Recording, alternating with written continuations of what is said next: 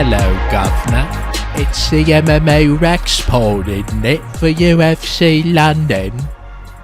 Oh, if you are British, you are not going to enjoy today's show. However, degenerates, degeneritas, and degenerates of any nationality are always welcome on the MMA RAXPOD. This is gambling knowledge for all around the world, at least as it applies to the UFC. Anyway, thanks for tuning in. Please hit like, share, and subscribe on YouTube, Twitter, and elsewhere. We are recording on Thursday afternoon and looking forward to what is one of the more stacked cards, at least in terms of betting picks, that we've had in a little bit. Now, sometimes less is more, as you can imagine, and the returns of late clearly reflect that, and that was no different coming off of last week's event at UFC Vegas 77, which netted a cool 19U. You love to see when hedging pays off, and in this case, went with all money line picks, and wasn't quite sure what to do with the third leg of my parlay last week, so hedged on Nadikov and hedged on Bagdasaryan, and both of them ended up pulling it out. Obviously, Sadikov was a bit more of an outright winner, but he was in his own precarious position for most of that fight, if we're being honest. But no need to reflect on 77 too much. I plus money's plus money, so going 0-2 on dogs doesn't really make me that upset, especially coming off back-to-back weeks of calling Elsbrenner and Diakiese du Plessis. So, we got plenty of plus odds and value opportunities on this card ahead, and going to be looking forward to getting into those. So, no need to harp on past success too much. Let's get right into it. I'm sure everyone else will appreciate that very much. And with that, the first fight of Fight Night Aspinall Tybura that we will break down is Yafel Filho and Daniel Barez. Now, I believe most of the optimism around Filho rests with the fact that he very nearly did beat Muhammad Mokaev in his last fight. However, this is a common misconception in terms of the long-term betting evaluation of this sport is overvaluing leg locks, particularly in the case where the leg lock didn't actually result in a victory. The squeeze just kind of put Filho in a position where when Mokaev didn't tap, he ended up getting his back taken and submitting when it looked like he was going to be able to at least go the distance, if not steal the victory for Mokaev, who otherwise pretty much dominated him. And watching back the previous two rounds and listening to the commentary prior to that momentary reversal resulting in a submission attempt that was extremely unsightly on Mokaev's knee, obviously not bending at the right angle, but never got to the point where it was entirely compromised, in terms of a limb being obviously rendered unusable and the fight being unable to continue even when it was apparent that the fight should be stop, like not necessarily stop because there's limbs obstructing in the way.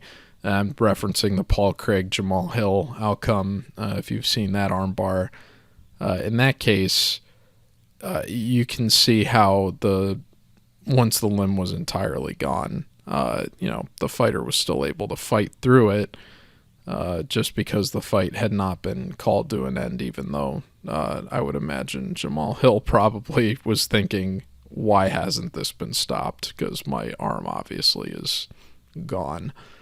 But credit to him, he kept fighting through it. And Mokaev kept fighting through it as well. He didn't tap. So, even though his knee looked compromised, and Bisping was speaking very heavily on why he was concerned for the long-term health of Makhachev in that moment.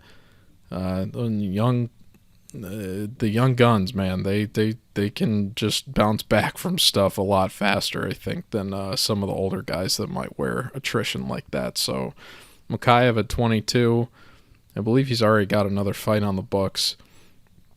And, I mean, that result reflects a trend of Philho in terms of not super great final round performance, or at least just a lack of late fight experience relative to what Daniel Berez has. And it's interesting if you go watch Berez's Contender Series appearance against Carlos Hernandez, who has, since rallied to a nice outcome in his own UFC career. I believe, if I'm remembering correctly, yes, it was Hernandez who had that incredible sequence against Dennis Bondar that we called a few weeks ago. So Hernandez has at least earned his spot on the roster at this point. And Berez fought him to a split decision in a fight that really could have gone either way. I saw the argument for Hernandez winning. I honestly did think Berez probably should have gotten the result. It was very clear that he won the first round. And then from there, it just came down to how you evaluate the last 10 minutes. But Hernandez certainly had an argument for winning the fight, so I wasn't necessarily upset with it. But Berez showed a lot of great things in that fight that Philho didn't necessarily showcase against Makhachev, even though there's obviously the discrepancy in the skill level. But Berez just has more experience and a little bit better momentum. And I think that experience is going to pay dividends here if Philho isn't able to find a finish. And, to that point, Berez hasn't been KO'd. He's only been submitted twice, and those were both instances that were early on in his career. One of them actually was from Manel Kape, believe it or not. It was a verbal tap in 2014. His last tap out was over 8 years ago. So he is a guy that has, shown good durability. He's had some gaps in his career. Didn't fight at all in 2018. Didn't fight at all in 2020, although that was a compromising year for many athletes in many regards, so a bit understandable. But after he lost on the Contender Series, I mean, I've seen people criticizing the level of competition he's faced. I'm not really using that as a reason for picking him here, even though he does technically have the better momentum on a 4-fight winning streak. But based on what he showed against Hernandez, there's enough of a well-rounded skill set here against a high-level competitor like that when he gets a matchup like this against someone who has just shown to not necessarily make the best decisions in the late stages of fights, if Berez is able to fight a similar fight to what he showed against Hernandez, where he outputs clearly more damage in the first round, which I think he's going to be capable of, given he showcased a superior edge in standing volume when he fought compared to what Philho did. So if he gets the first round based on damage, even if he ends up dropping the second round and it's 1-1 going into the third, you have to like Berez's superior experience in that area relative to the decision.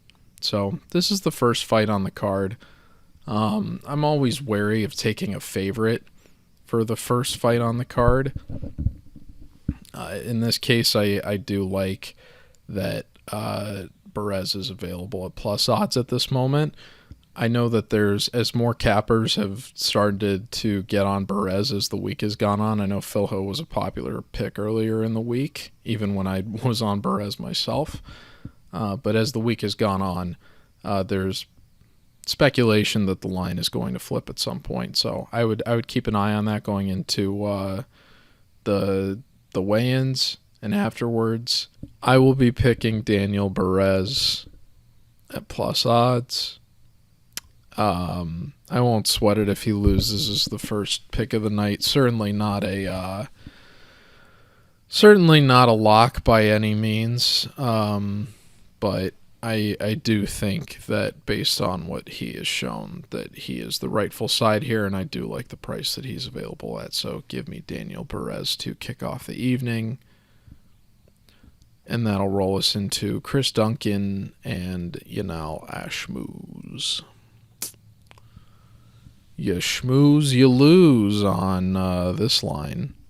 But just kidding. I don't know. He's still lined as the underdog, which is really surprising to me. Duncan's Contender Series appearance. There were so many people that were citing Omar Morales in his last fight based on that, just because of the willingness to trade. I was on the side of Duncan, and I did think that even if they got into a firefight, there was a bit of a rep that Morales had, like knockdown power, but he really hadn't showcased it and had too much ring rust and consecutive. I don't know if consecutive is the right word, but like carryover ring rust, just a lot of year between appearances over his career that didn't make me think he was going to be in a finisher capacity, even against someone like Duncan. And that ended up proving to be the case. Duncan showed a more well-rounded game than what I think we had previously seen, which might be why he's considered the favorite here, because he is going to be a little bit bigger just in terms of reach than Ashmouz. But, I mean, the difference here is Duncan needed to go all the way into the fire to pull out that highlight reel comeback Contender Series win that got him into the UFC. The Omar Morales fight, he did show improvements, but that was against someone who was not going to bring the level of demonstrable finishing ability that we saw from Ashmouz at 286. It kind of feels like the UFC wanted to give the UK guy in that instance a layup opportunity, because I know that guy was like he had a huge size advantage, and I'm forgetting the name of the fighter at the moment because I didn't pick the fight because Ashmouz didn't have any Contender Series appearances or anything. He was just a 6-0 guy that they kind of plucked out of Israel and were like, here, come get on the card. And Ashmouz stole the show. It was spectacular, that knockout. And I think that is not something that bodes well for Duncan here, because we've seen Duncan loves to do that, even though he showed more discipline against Morales. Morales was never the type of fighter that was going to give him the fight that he wanted in terms of trading. Ashmouz is. And we've seen that not go well for Duncan. We've seen it fortuitously pay off for him. But he's about to fight a guy that's undefeated and has a more impressive win than what Duncan has demonstrated at this level. At plus odds here, I think Ashmouz is the obvious side.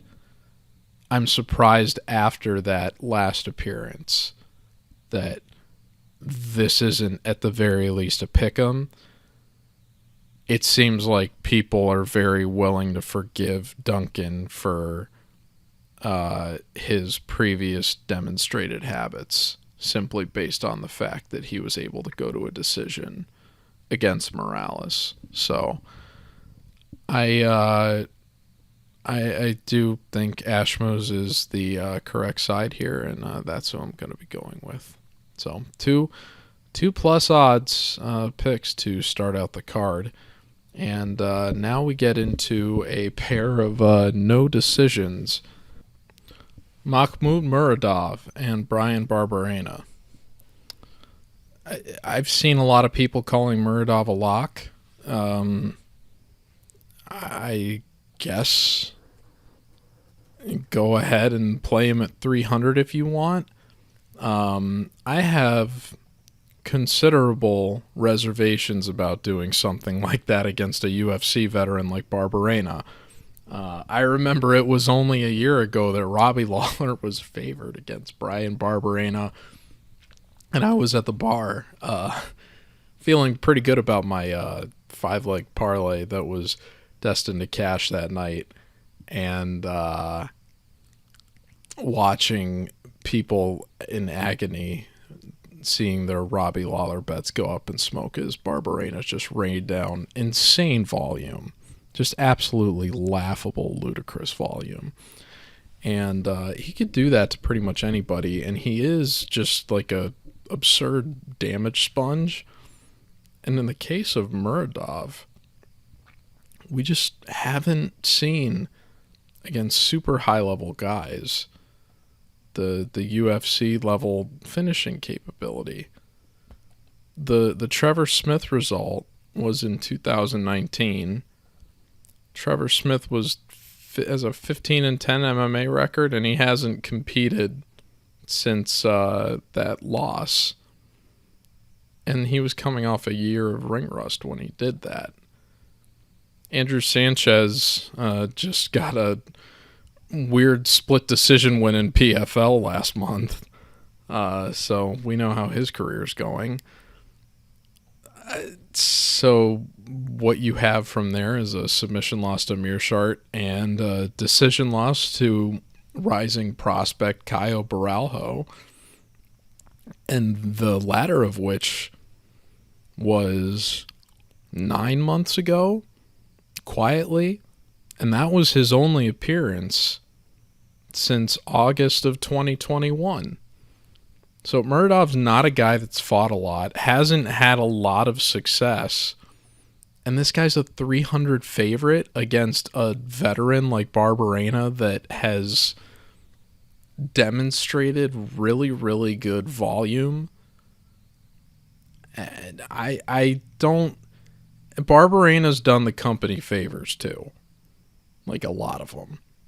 So he's a guy that's been a body for them. He's a true vet. He's been a little bit of a gatekeeper. I do have Muradov graded to win here. I want to believe I'm going to be rooting for Bam Bam, one of my favorite aesthetics in the UFC.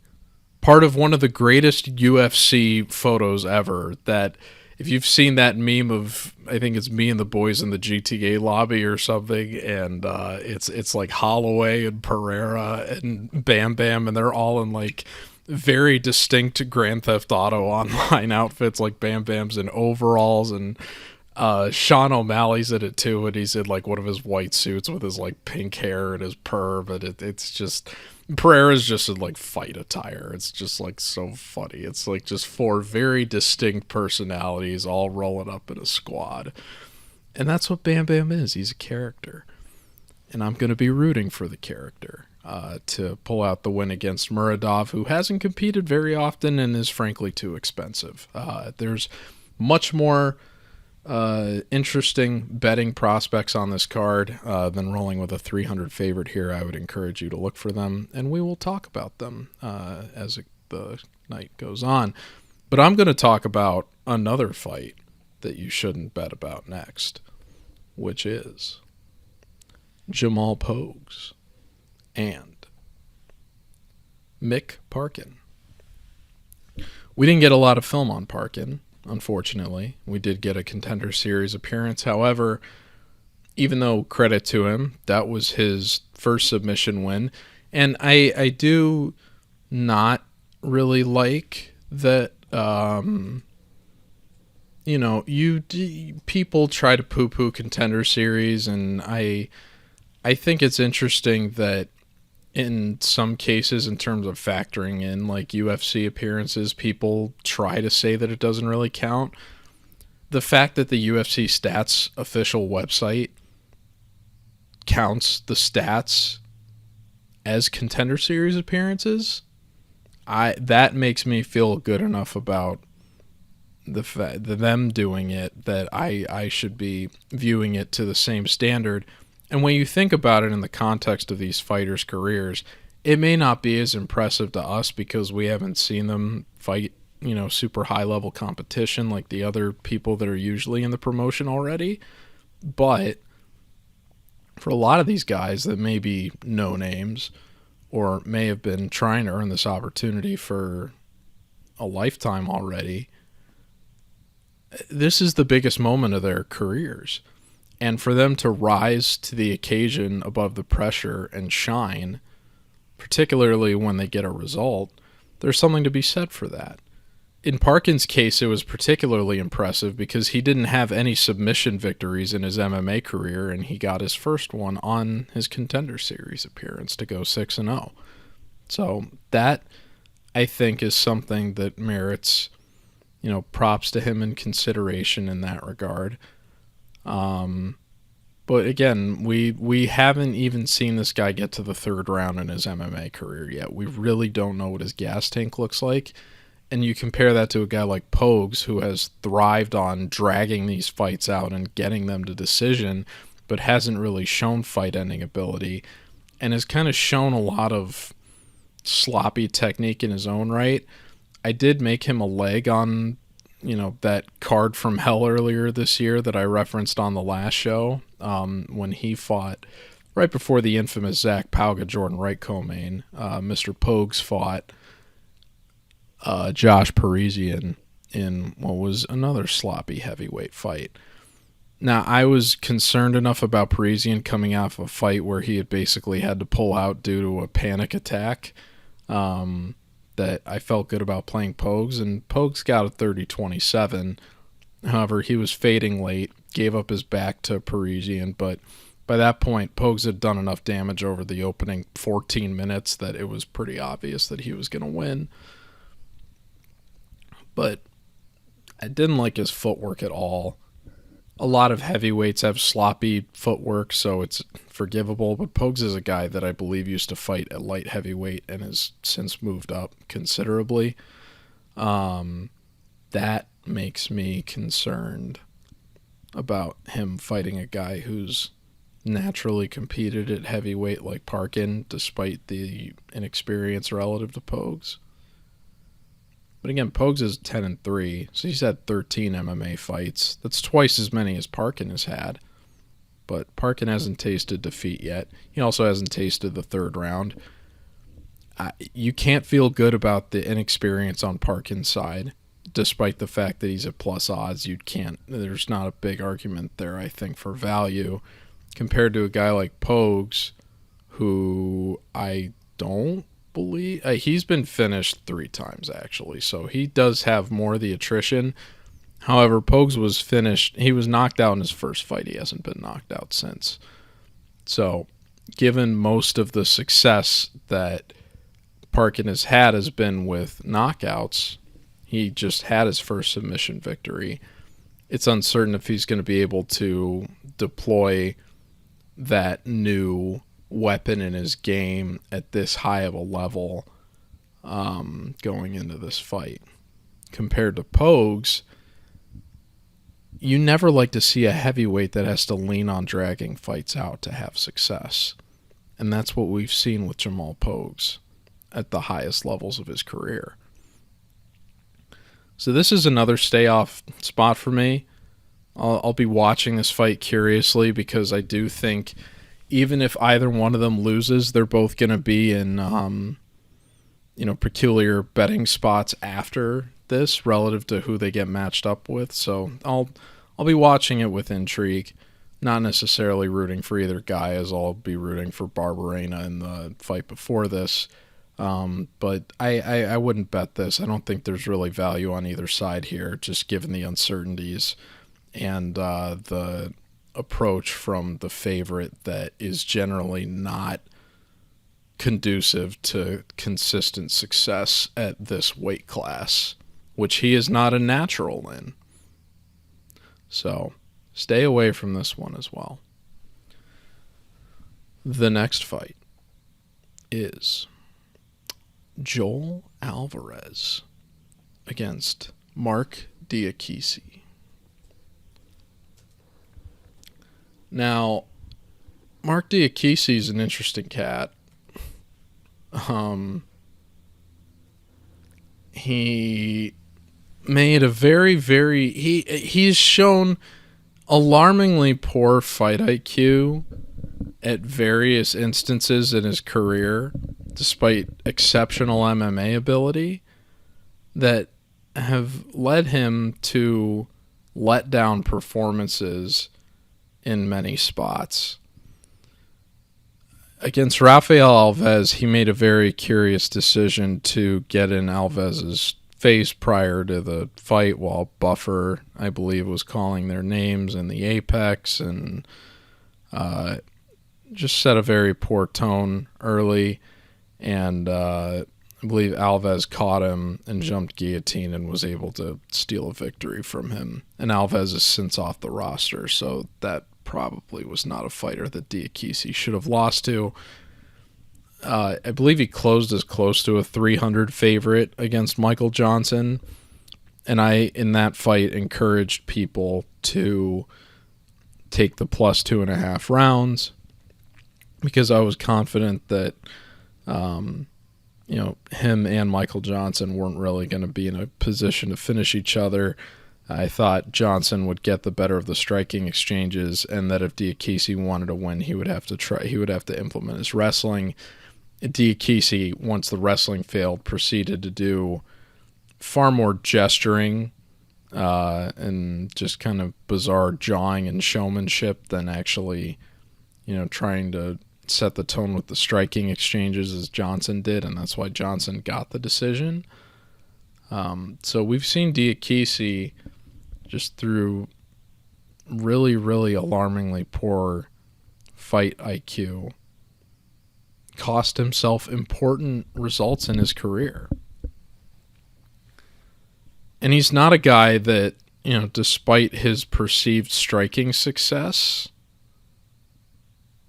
he hasn't had a knockout in the UFC since Teemu Packalén in 2017. And that was a great knockout. But he's gone to a decision in 7 of his last 8 fights. And the only one that didn't go to a decision was his submission loss to Alves. And the fight before that run of decisions, which, by the way, he's only 4-3 in. The stretch before that, he lost to Dan Hooker. And he lost a split decision to Drakkar Klose even before that one. So his very volatile career, despite his perceived ability.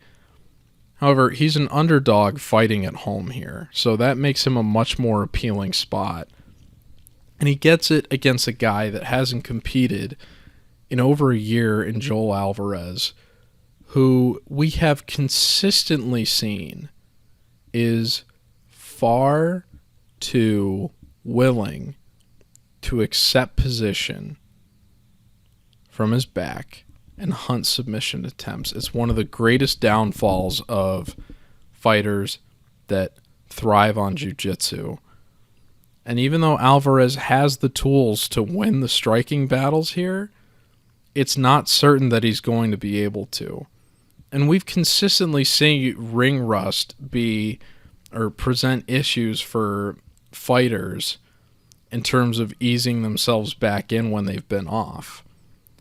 So you have to wonder if Álvarez isn't able to come out guns blazing because of the timeout, and he perhaps drops the first round to Diakiese, or it's at least ambiguous. Álvarez has only gone the distance once in his career, and he has never won a fight by decision.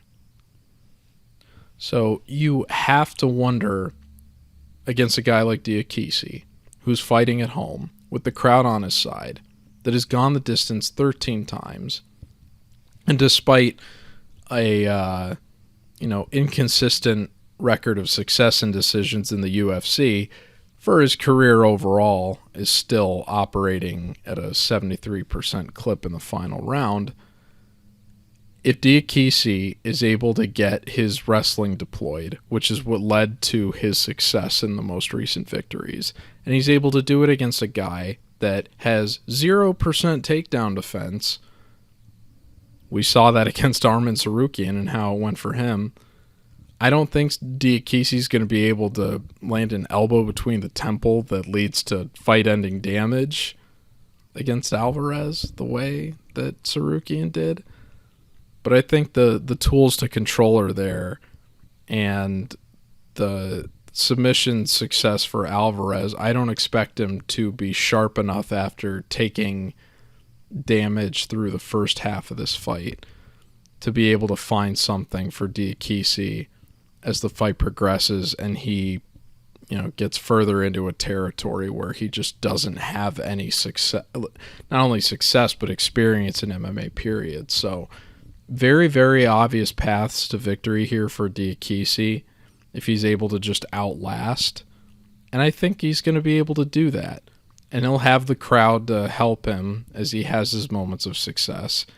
And I think he's going to make a pretty good, favorable impact on the judges. So give me Diakiese.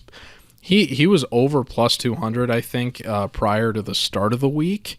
And that his price has come down considerably. When I called him, he was plus 165. So I would think he's still probably available somewhere close to that range. But give me Marc Diakiese to pull the upset here at home against Joel Álvarez. And that will be my third plus odds pick to start the card. So we'll find some more solid spots on the favorites as the night goes on. But interesting start to the evening for sure with that abundance of plus odds picks. However, got an interesting spot on a favorite at the moment, at least, coming up in the form of Danny Roberts against Jonny Parsons. Parsons, another Contender Series guy, but has not fought in close to 3 years. And I think that merits heavy, heavy consideration here relative to Roberts. I know Roberts hasn't had a lot of UFC success of late. Didn't necessarily look the best against Della Maddalena, wasn't able to really return fire much as he was trying to survive, which I took the plus 1.5 in that fight, which I believe was around the pick'em range, just because Della Maddalena was something like a 400, 500 favorite. However,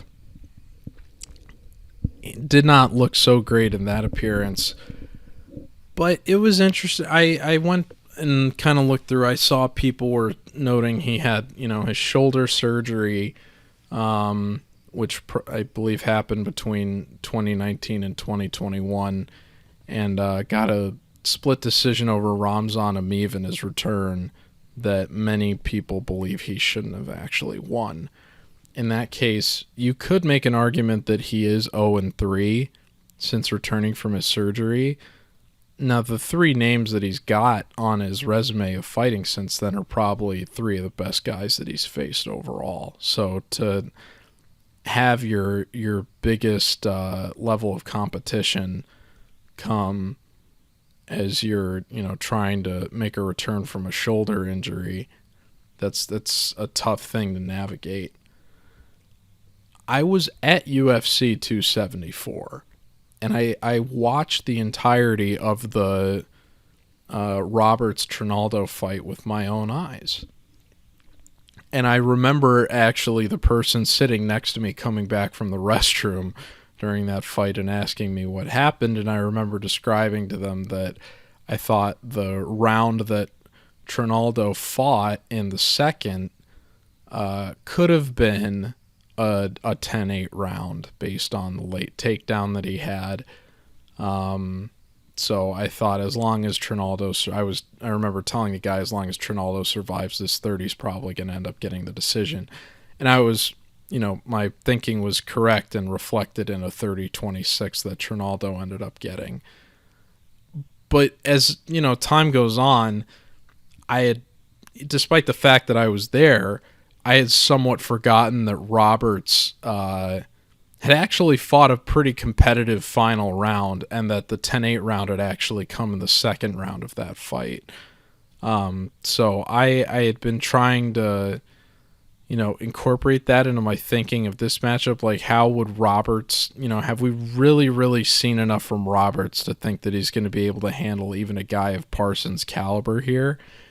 And I do think that based on, if you go back and watch the last round of the Trinaldo fight, Roberts really did make it competitive. It was evident that Trinaldo won it, but it was a more competitive round than I think the final scoring reflected relative to the effort that Roberts gave. So you can't expect a guy to win a fight against Della Maddalena like that.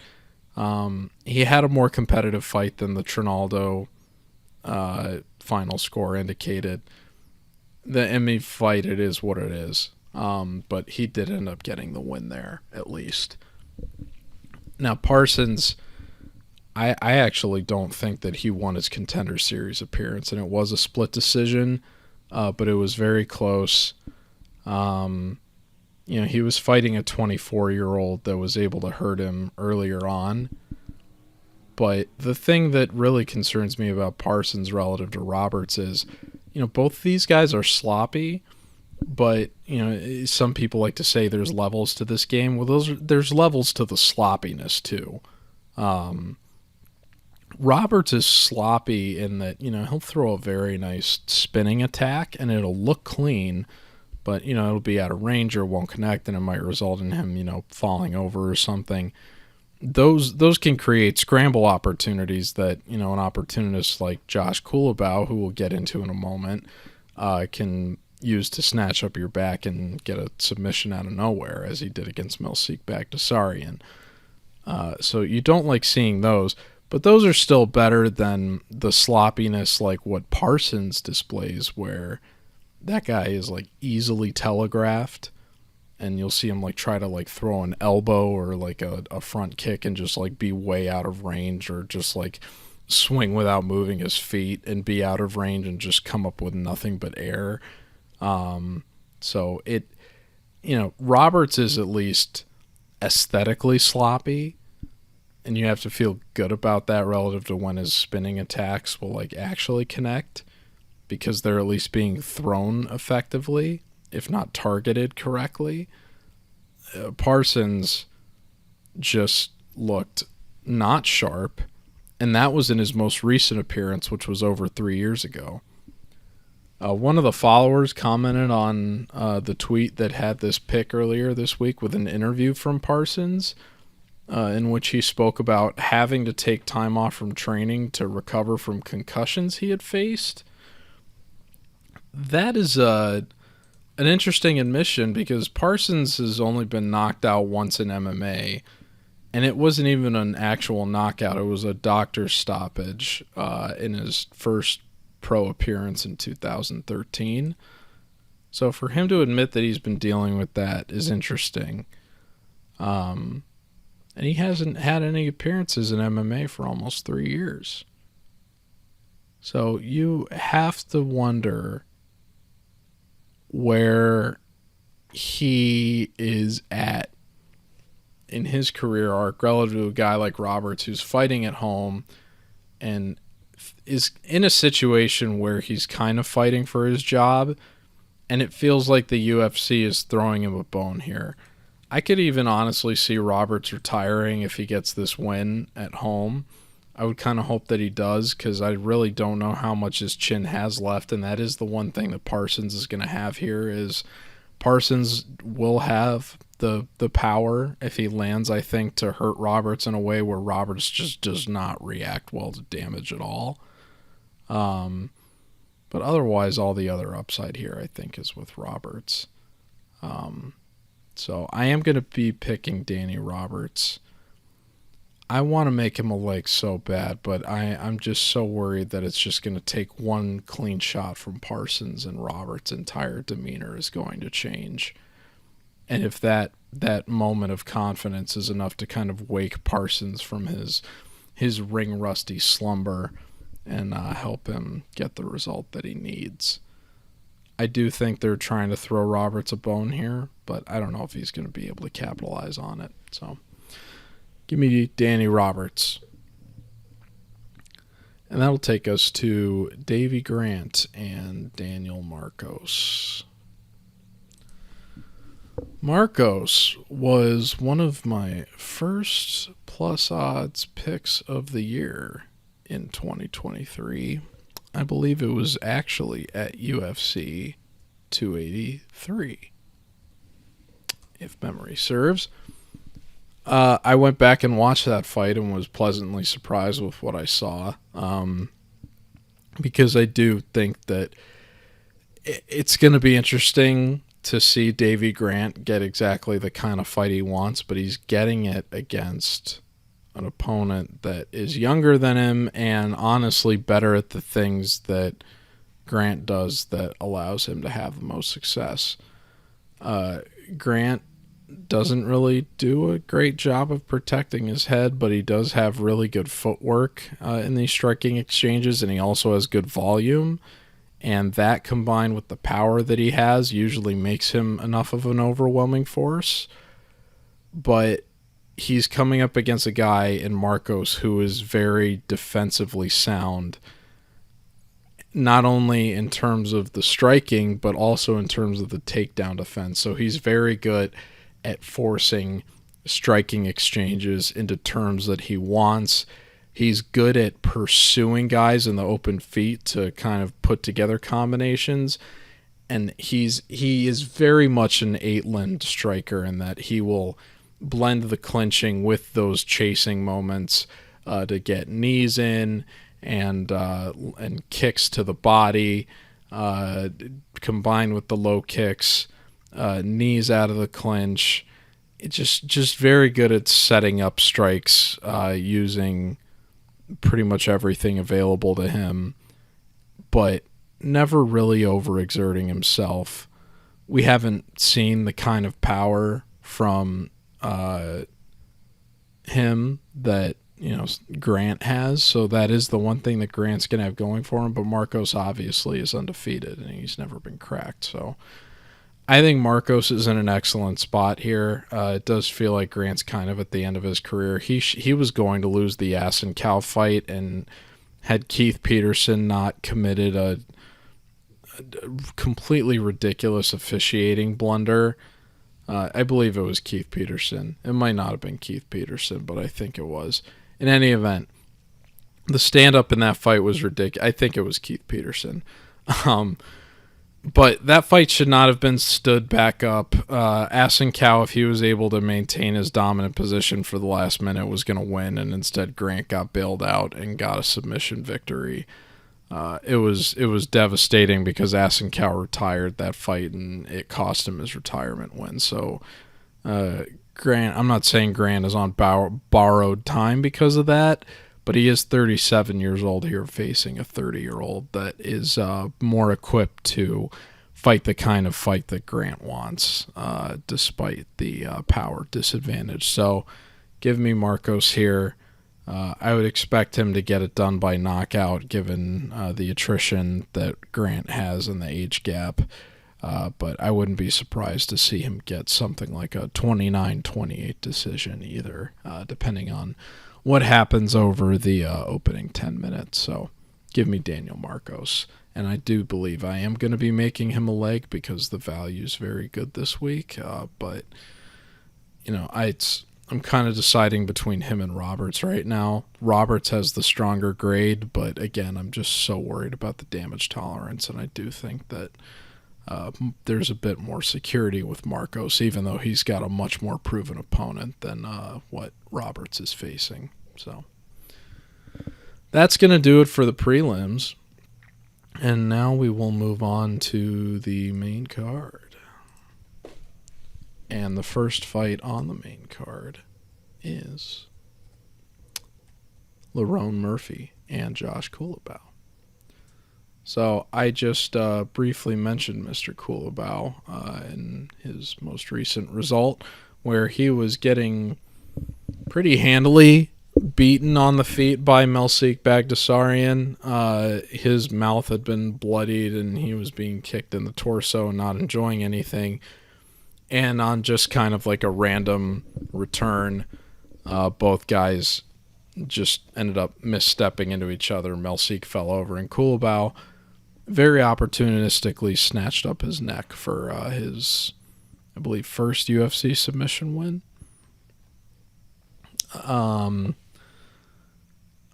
I picked Seungwoo Choi to beat Josh Culibao last year. I didn't get the chance to watch that fight. Even though it was a split decision, I heard Culibao did probably win, and it shouldn't have been a split. So he's been a tricky guy for me to nail down. I was kind of hoping he was going to be a strong underdog here, given Lerone Murphy's most recent appearance, but my grades ended up heavily in favor of Murphy. I can understand why. I do think it's important in this context to remember that Lerone Murphy had a different opponent booked for UFC 286. Was it 286? Might have been 284. But Lerone Murphy, in any event, he decided after the cancellation to stay on. It was UFC 286. But he took the Gabriel Santos fight, and he admitted, and the commentary team highlighted this during the fight, that it was going to be a more difficult, it was going to be a more complex, not necessarily difficult matchup for him than his previous opponent he had been preparing for, and he didn't have much time. And I think that, combined with the amount of ring rust he was coming off relative to Santos having just fought for a title at a lower promotion only 2 months earlier, kind of created a perfect storm for him to need to be rescued by the judges at home. And I think that's been baked into the result here. However, now that he's shaken off the ring rust, when you factor that in with the previous success that he's had and the time to fix what went wrong against Santos, I do think that there's considerable value on Murphy here. And I just haven't seen from Culibao the tools that make me think he's going to consistently find success in the UFC. The Bagdasaryan win was really random luck, if we're being honest. Bagdasaryan was the correct side in that fight, despite the outcome. Otherwise, he's got a split decision with Seungwoo Choi. The Jalen Turner fight was interesting because he effectively had it ended by getting his foot caught on the fence, which rendered him unable to continue. Otherwise, he's got a draw against Charles Jourdain and a unanimous decision against Shilan Nurdimbiki, where he mostly coasted on the success of low leg kicks. So he's shown very limited offense and just bizarre ways of winning fights, and that might pay off.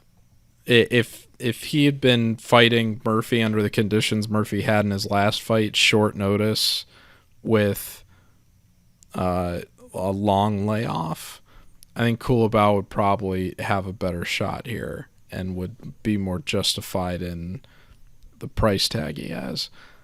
However, that's not the case, and I will be going with Lerone Murphy to get a bit more of a definitive result than what he had last time and sort of reset the momentum in his UFC career. So give me Lerone Murphy to beat Josh Culibao. That'll take us to Farès Ziam and Herbert.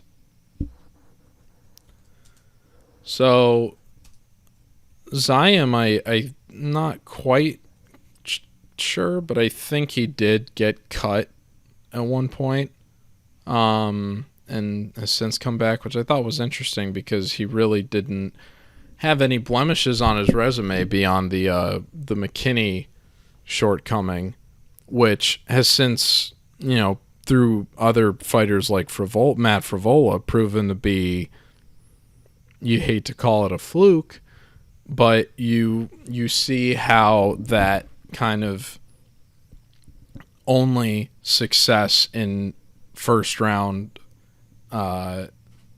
wins can lead to some front runner status that ends up devaluing the perception of the losers in those cases. You've seen Frivola since recover. We haven't quite seen Ziam get to shine yet in a similar way, but this is a guy that beat Jamie Malarkey 3 years ago when Ziam was only 23 years old, and Ziam has since had a big chance to grow up, and he's grown up into a matchup where he's now facing a guy who's a decade older than him that has a lot of the same similar tools that Ziam has. But the nice thing about the most recent appearance for Ziam at UFC Paris was Ziam demonstrated new tools that he hadn't shown at the UFC level before necessarily. A lot of consistent takedowns. We did see a bit of concerning fight IQ from him late in the fight that led to him both giving up his back and kind of sloppily shooting in when it was evident that he was going to win on the feet. So a bit of concern there, but Herbert has his own flaws and just kind of a more limited game overall. They're both tall, lanky guys with the ability to knock out with, looping in one punch power, but Ziam has shown more of the overall MMA tools at a younger age that you want to see than what Herbert has demonstrated. And we've seen quality wins from Ziam before. I think arguably more than what Herbert has. So Herbert may be in the preferential spot here, and it'll be interesting if it goes to decision. And when I say preferential, I only mean in the sense that he's a hometown guy, and I know that there's always optimism for a hometown underdog, but I do think Ziam we're going to see a similar effect with, if not him becoming a ranked fighter, at the very least, resetting and, putting on a positive course the momentum he has in his MMA career relative to his shortcoming against McKinney. So give me Farès Ziam. I'll say inside the distance. I could see him and Herbert getting into a trading exchange as Herbert was willing to do against Ilia Topuria and getting caught and dropped. So I'll say it happens like that. The next fight is André Muniz and Paul Craig. I think Paul Craig. If I'm gonna say Paul Craig, I need to say it like Paul Craig would say Paul Craig. That might be how Molly McCann says it. But anyway, Scottish guy, maybe the most fun name to say the way he says it in the UFC. I don't know. But I will say that Paul Craig has a special place in my heart because I've spoken about the mythical UFC London event last year where that was my first profitable night of doing this analysis, and the goofy 5-leg parlay I hit that had two crazy plus odds bets on it. One of them was the Aspinall Volkov 2.5 under, which I think was like plus 150, which obviously you look at that now in hindsight and that's hilarious.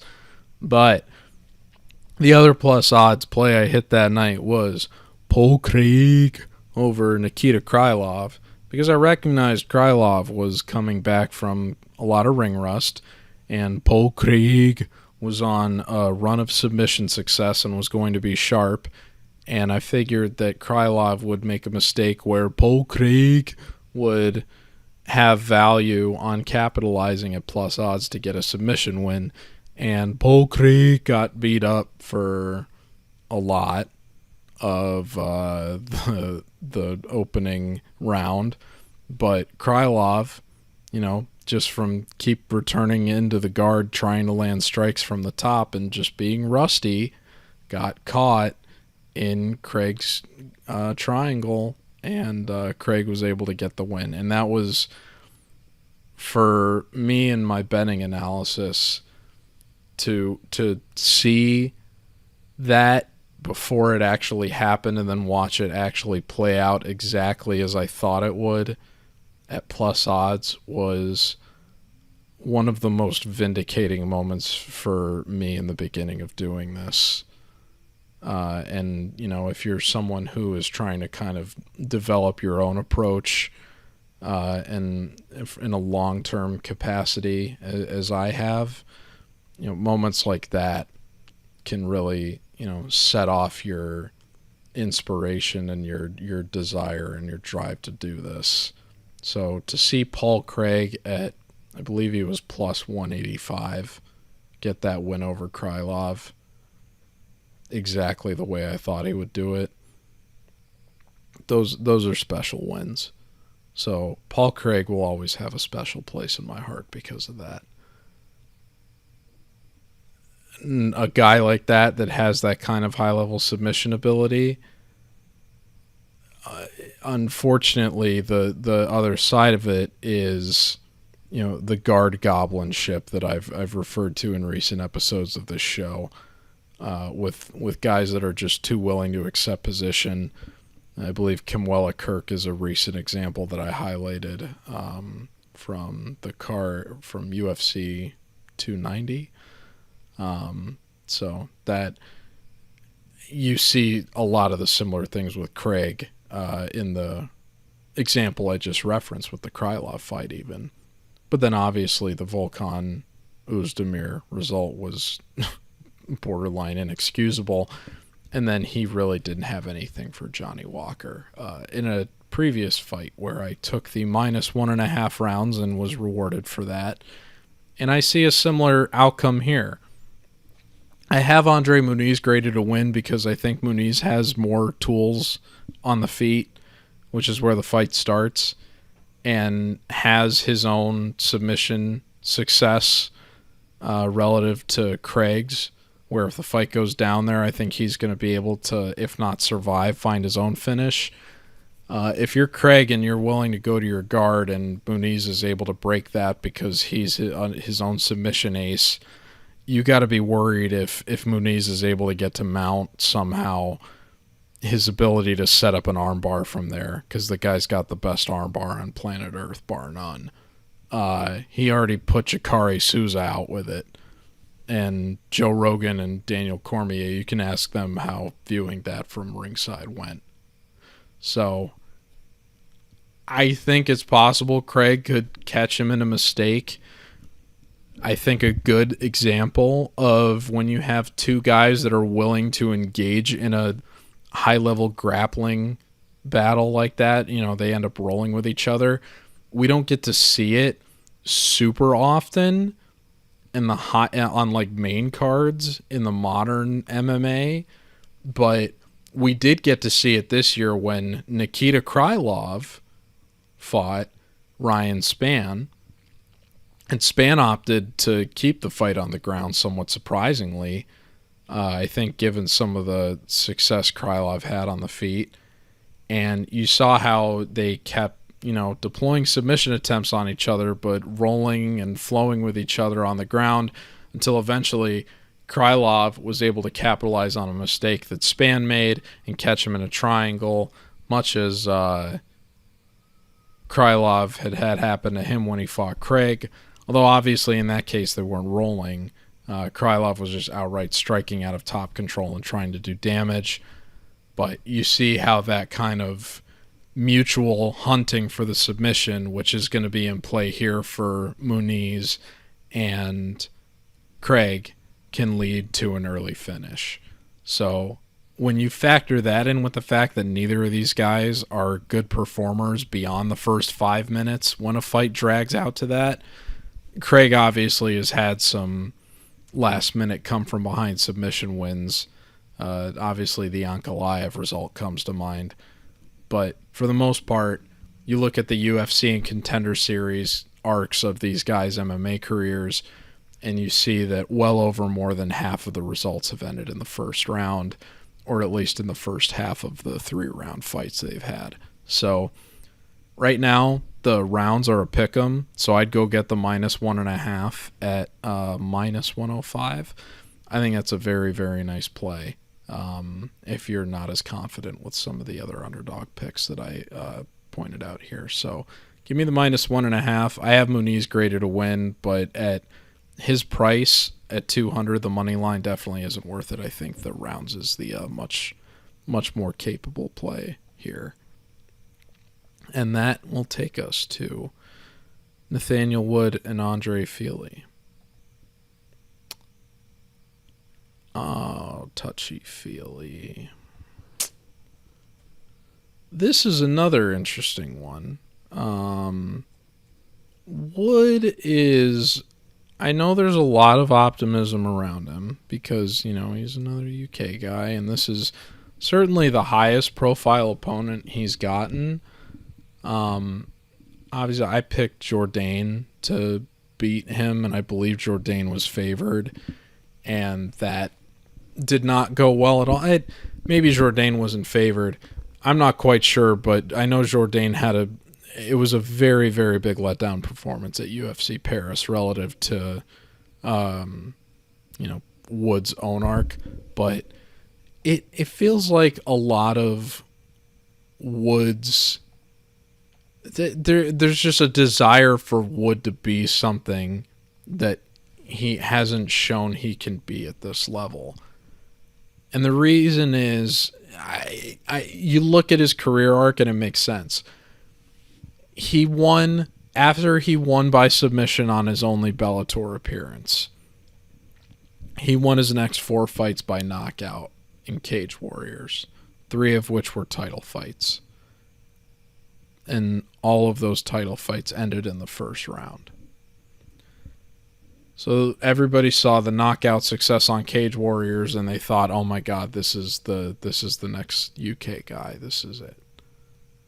Then he goes to the UFC, and he, shows a blossoming game. Because prior to the UFC, he'd only had 2 submission wins, albeit 1 in Bellator, so his highest level appearance. But got to the UFC, rips off 3 submission wins, albeit not really against big names. But you can see how with all the finishing success, there's a groundswell of optimism coming, even though it hasn't been against the highest level competition. Then he gets knocked out by John Dodson. And he's gone to 4 decisions since then. Now that is he had a doctor's stoppage in 2016. That KO to Dodson was really the only true time he's been outright knocked out. He's got a few different submission losses prior to that. But for all the finishing success on the feet that he had coming into the UFC, that hasn't translated. And as his level of competition has gone up, the observable success has somewhat stalled out. Now, there's a few different things I think worth considering as well in terms of his recent competition and those decisions I mentioned. John Castaneda, I think, has improved significantly in the last 3 years and definitely showed that in his most recent appearance. He just had a bit of a setback in his fight with Daniel Santos, even though he was showing good output in the first round of that fight. Santos was just kind of able to turn it up and respond in a way that overwhelmed Castaneda. But Castaneda, the best of what we've seen from him is right now. It wasn't 3 years ago when Wood fought him. It would be interesting to see those guys rematch. Casey Kenny was, I know, another big name for him. And Casey Kenny beat Wood I believe he might have been fighting up a weight class in that case, or not at his natural weight, or he may have been. I'm not. I'm good. Let me go confirm that actually, because I do think there were circumstances they were referring to in that fight that made it a bit.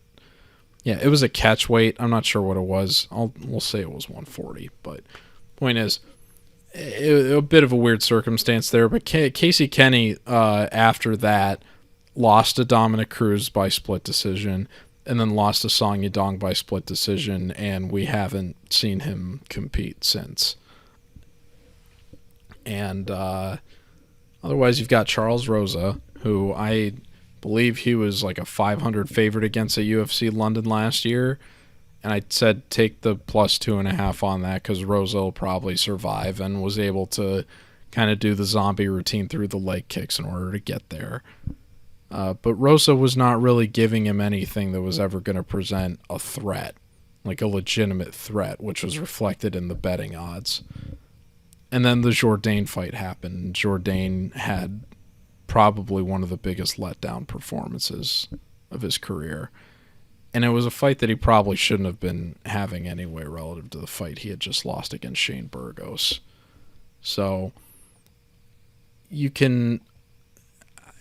there's not a whole lot of success you can point to at the highest level for Wood that I think would justify his price tag, even if you're, watching the technical ability and you're looking at the Cage Warriors results and you're thinking, is this when it's finally going to happen, his arrival moment? Is he going to blossom here? Is he going to blossom against André Fili? André Fili that quietly has, I think the 7th most wins at the weight class in his career in UFC history. Fili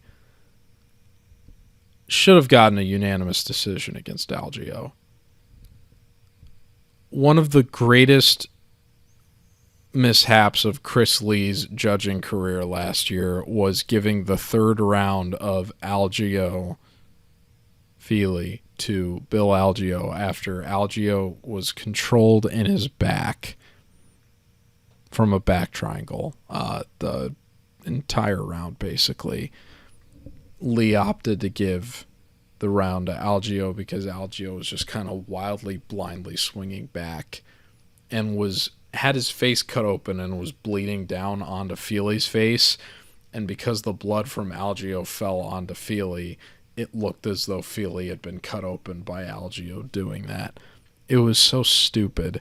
The commentary team picked up on it. Even Sal D'Amato picked up on it. Chris Lee didn't pick up on it. So when you see that split decision on Fili's most recent result, take it with a grain of salt.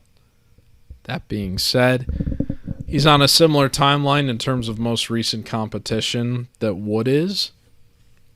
And we've seen the bulk of Wood's success, I think, happen closer to bantamweight. Fili is going to have a huge height and reach advantage here that I really don't think can be overlooked relative to the UFC experience.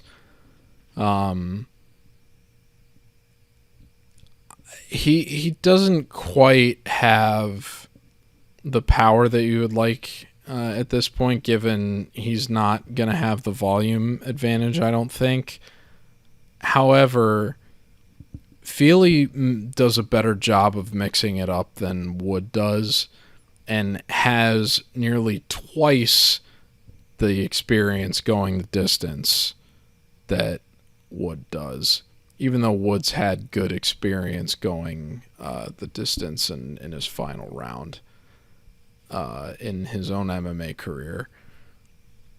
However, that price tag on Wood is just too much for the success that we've seen him have against the guys at the highest levels of this sport, which he hasn't really faced yet, right? I mean, again, I don't want to be poo-pooing the level of competition too much But, I mean, is John Dodson the best opponent he's had? He got knocked out by him. When he fought Kenny, I mean, you can say what you want about Kenny because he's on a 2-fight losing streak against Dominic Cruz and Song Yadong. But when Wood had to go up to featherweight for that, it didn't go well for him. And so, you know, it's fine that he got Rosa, who didn't really have much for him, and then Jourdain had the letdown coming off the Shane Burgos performance. But he just hasn't had a lot of experience at this weight class. He hasn't had a lot of high-level success. Fili arguably has a more impressive recent result out here than what Wood has on his own resume, even just with the Algea win by itself. But then you look at the other names that Fili has here in terms of guys that he's gone against. Yair Rodriguez, Calvin Guitar, Michael Johnson, Sadiq Youssef, Bryce Mitchell. These are all better, more impressive names than what Wood has had. I will be nervous if this goes to decision, and I think it's probably going to. But I think Fili has enough of the experience here to make it obvious that he's won, that he could avoid the wrath of the judges. But the hometown cooking here is going to be immense. I mean, if it's even a little bit close for Wood, they're going to give it to Wood. But this guy has had opportunities to rise to the occasion before, and they haven't happened. And I don't think it's going to be a favorable result for him here against Fili, who we've seen really need to get, dominated by better athletes or wrestlers in order for him to lose. And he's just going to be so much bigger than Wood here. And we haven't seen the finishing success from Wood that is going to make you think that Fili is going to drop the result. So, Fili's also fought Max Holloway, by the way. Don't know how I missed that relative to Yair Rodriguez. So, give me André Fili, touchy-feely, to get another one. The team alpha male veteran, I think also is going to have the advantage in terms of his preparation too. So never discount camps. Those are always quite important. And with that, we will get to the main event, which is Tom Aspinall and Marcin Tybura. Mr. Aspinall is coming back from injury.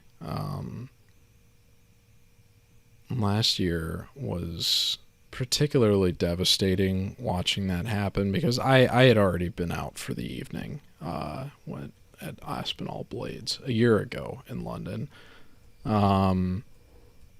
Unfortunately, I had been quite leaning on Chris Curtis to beat Hermansson, which was a short-sighted decision, and it didn't quite work out that way. We'll say with grace. But worse yet, the week prior, I had probably my worst event since doing the start of my analysis, not just since going public with MMA Rax. That was UFC Long Island, and you can go check the work on that. The only fight that I really did any good work for that night was when Punahele Soriano fought Dalcha Lungiambula. And I pretty much biffed every other result, including the main event where I had Bryan Ortega beating Yair Rodriguez. And that fight ended in an injury. The people that bet Yair were adamant that Yair, caused the injury, so people shouldn't be upset. In any event, on what was already a really bad betting card for me, I biffed the main event on what I effectively considered an injury on what was a very slim grade that I spent a lot of time trying to correctly evaluate. And that was one of those testing moments. That was like the opposite of the Paul Craig, Nikita Krylov triumph, where that's one of those moments where you question if you really want to be doing this long term because it's dark. And then the stake got driven further into my heart the next week when I biffed a second straight main event on an injury with the Aspinall knee blowout. Now, that result, I think, heavily inflated the perception of Curtis Blades going into his fight with Sergey Pavlovich, and we saw how that played out. And I wonder if people are interpreting this return from injury correctly, given how we typically see it go and how guys usually approach this at the high level when they come back after this kind of a layoff. We know Aspinall likes to start fast. He's obviously a statistical wonder, but he hasn't fought for a year, and it's not like the UFC is just feeding him a meat bag. Marcin Tybura is a ranked heavyweight that, Blagoy Ivanov just got cut, but he did, after getting arguably 10-8'd against Alexander Romanov, manage the fight in an effective, smart way where he was able to come back and win a 29-28.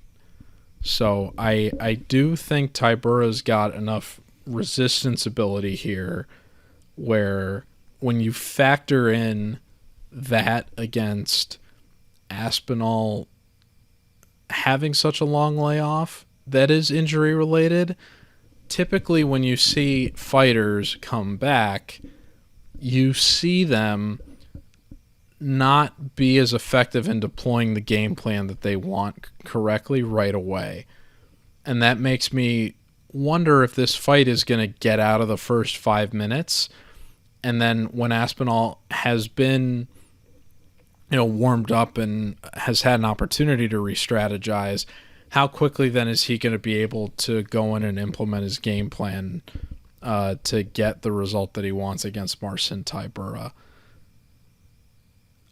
This, right now, the plus 1.5 is plus 145, and I almost never advocate taking an over on a heavyweight fight. It's something that I've spoken about, I believe, on this show, and I've addressed in comments on Twitter even before I started the RAXPOD.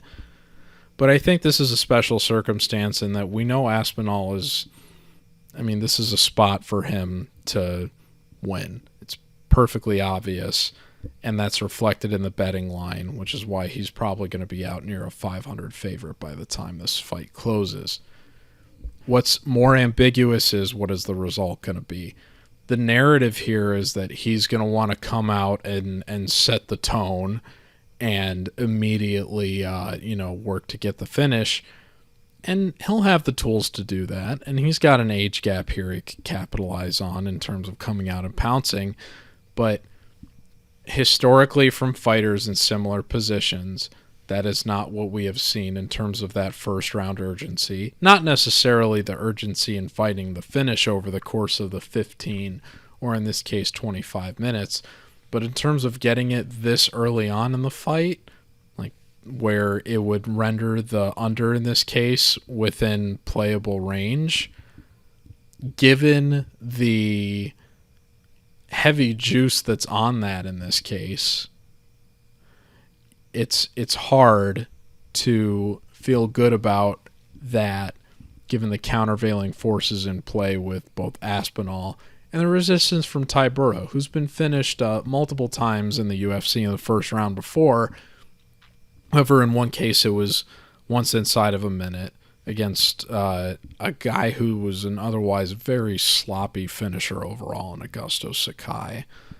And in the other case, I'm forgetting at the moment who it was against, but that happened in the first round, I believe, in the final minute of the first round, and that was against Shamil Abdurakhimov. No, forgive me, that was wrong. It was actually against... Well, no, I was actually wrong. So there have only been... Allow me to rephrase what I've said. So Sakai got him in the first... Sakai got him in the first minute. That's the only time that he's ever lost in the first round in the UFC. The only time he's won in the first round in the UFC was when he KO'd Walt Harris in the last minute of their fight in 2021. And we didn't get to see Walt Harris, regrettably. I believe it was last week. He was going to help save that disastrous card. However, my point is, Tybura has gone past the 7.5 minute mark in, I believe, all but 2 of his UFC fights. No, so Victor Pesta in 2016, he knocked him out in the first minute of the second round of that fight. But other than that, and the Walt Harris and the Sakai result I mentioned, so that would be a total of 17 UFC appearances he's had, and only 3 of them have not gone beyond 7.5 minutes. And he was victorious in 2 of those cases. So, do you think Aspinall's going to come out and get a first-round knockout on him? Or do you think the guy who is on a 2-fight win streak that has competed this year and has made his UFC and MMA career on dragging out these results, do you think that guy's going to be able to capitalize on someone returning from injury in a way where this fight is at least dragged out a little bit, where you can make some plus money on it? I am going to be fading the public narrative here in terms of Aspinall comes out fast and finds early success. I think he is set up for that, but I think Tybura is going to be able to apply more resistance. Also because of the matchup. Aspinall hasn't really had to fight anyone yet that has had the kind of no holes in the game that Tybura does. There's always been some kind of immediate path to finding a finish in the skill sets of the fighters that Aspinall has faced previously prior to the injury, with, I think, more reckless abandon than what he's going to have immediately available here. So I do think after the first round, it's that I'm going to be sweating out those 2.5 minutes in the second round a little bit. And I fully expect Aspinall to not only win, but find a finish when all is said and done. However, I do think it's going to go past the halfway point, and I'm going to bank on that happening with plus odds and take the value that I think is there relative to countervailing narratives that Aspinall's going to go run over him, as he did against Alexander Volkov. So, give me Tom Aspinall to win in round 2. We'll say he finds a finish in the final minute of round 2, which would successfully cash the plus 1.5, which I believe is available at plus 145 right now. So feel free to go get that. And that is going to conclude the MMA RAXPOD for UFC London, Aspinall, Tybura. So thank you very much for tuning in. We'll be back next week for UFC 291, featuring the thrilling BMF title fight between Dustin Poirier and Justin Gaethje. Also a compelling matchup between Jan Blachowicz and Alex Pereira. Looking forward to breaking down all the fights on that and picks out of Salt Lake City, Utah. But thank you very much for tuning in, and good luck with your bets this week. Take care, folks.